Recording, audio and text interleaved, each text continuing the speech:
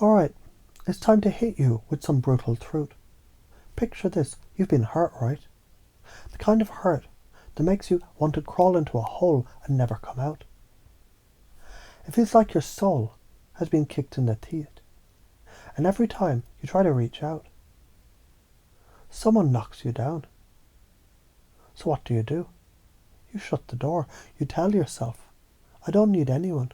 I'm fine on my own. Fuck it. But hold on. Let me tell you something about that approach. That shit ain't protecting you. No. It's like trying to save yourself from drowning by cutting the lifeline that could pull you out. You've got this rope and you're just slashing away with a pair of scissors. You're sinking deeper into the hole that you dug for yourself. And here's the kicker. The more you push people away, the deeper that hole gets. Let's break this down. You've got this emotional wound, right? And that wound feels like a beast that's going to tear you apart. But instead of reaching out for help, you shut down. You lock yourself in the cage, throw away the key, and pray no one finds you. But guess what? You're the one throwing away the key. You're the one putting the beast in the cage and refusing to let it out to heal. Now think about this. What happens when you isolate yourself? You think you're saving yourself, but really, you're just letting that beast grow stronger. And that beast is self-doubt.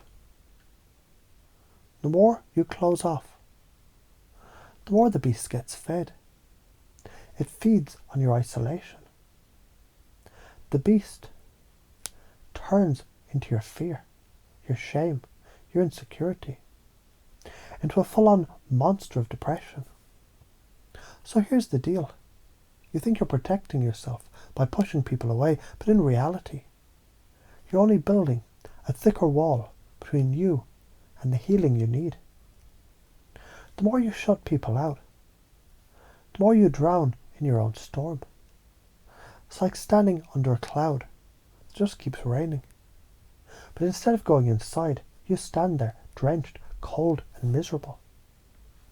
You could take shelter. You could run inside where it's warm, but you don't. Why? Because you're scared. You're scared. If you let someone in, you'll get hurt again. But you have to stop. Stop the cycle. Here's how this works in reality. You've been doing this for so long, it's automatic. It's like you're on autopilot. And every time something hurts, you instinctively push people away. It's learned behaviour. But it doesn't have to be your behaviour anymore. It can be unlearned. So let's start with how you already do it. You do it with the people that you love the most. Someone says something that hits you wrong. And instead of saying, hey, that hurt, you go silent. You shut down. Boom, wall up. That's isolation. You do it with your emotions. Ever bottled up your feelings, told yourself I'm fine. I don't need to talk about it. That's you isolating yourself from your own truth, from your own healing. You do it in your head. You've got this mental dialogue where you tell yourself, no one cares. I'm better off alone. Or I'll just deal with it on my own. That mental isolation is just as damaging as your physical isolation. So how can you do this differently? You can start by flipping the script. Instead of saying, I don't need anyone, try saying, I need support, I need connection.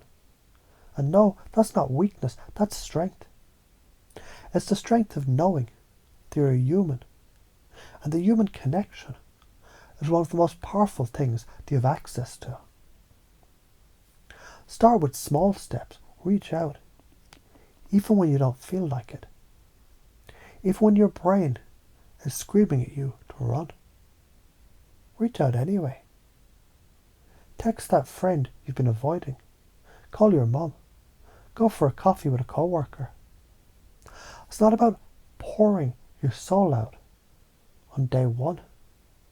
It's about breaking the habit of isolation. Here's what you need to understand. When you don't reach out, you stay stuck. When you do reach out, you start breaking free. You're setting yourself free from the prison of your own thoughts and emotions. So why is it so important to do this? Connection heals. That's it. That's the golden ticket. And if you're not tapping into that, you're staying stuck. You're holding yourself back from the very thing that could change your life. Here's the science behind it. When you connect with others, your brain releases oxytocin, the hormone that makes you feel good. It reduces stress and anxiety, and it builds trust. That's right, oxytocin is the antidote to the beast of isolation. But when you push people away, when you isolate yourself, you're feeding your cortisol levels. Basically, the stress hormone that builds up and makes everything worse. It locks you in a loop of negativity, making it harder to break free. Now let's talk about the consequences of not doing this. The consequences of shutting people out, they're huge. Over time, that isolation becomes your reality. You'll start noticing the more you shut yourself off, the harder it is to open up. You'll feel more tired, more drained, and eventually it'll affect your ability to create anything positive in your life.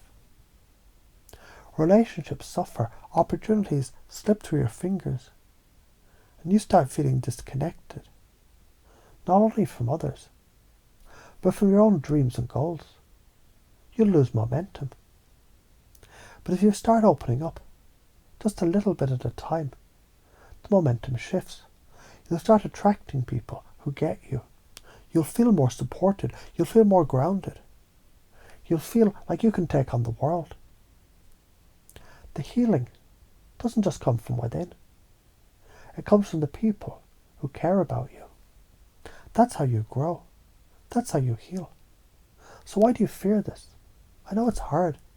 I know you're afraid of being judged or misunderstood, but here's the thing. You're not going to get hurt the way you fear. And if you do, it'll be temporary. You'll heal. You've healed before. You'll heal again.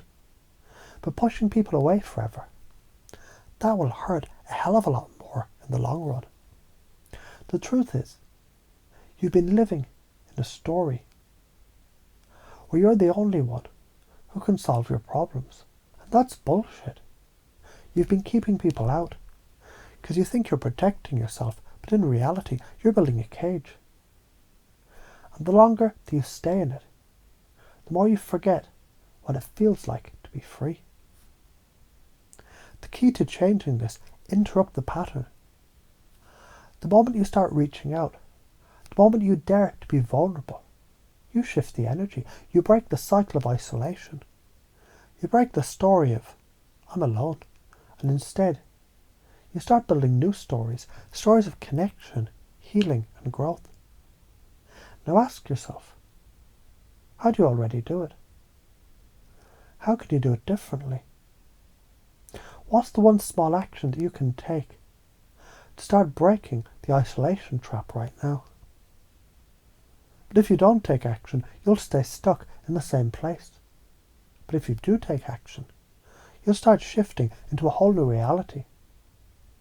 One where you don't push people away. One where you let connection be your strength. So here's the choice. You can keep cutting the rope and sinking deeper into isolation. Or you can grab the rope and let it pull you back to safety. But only if you choose.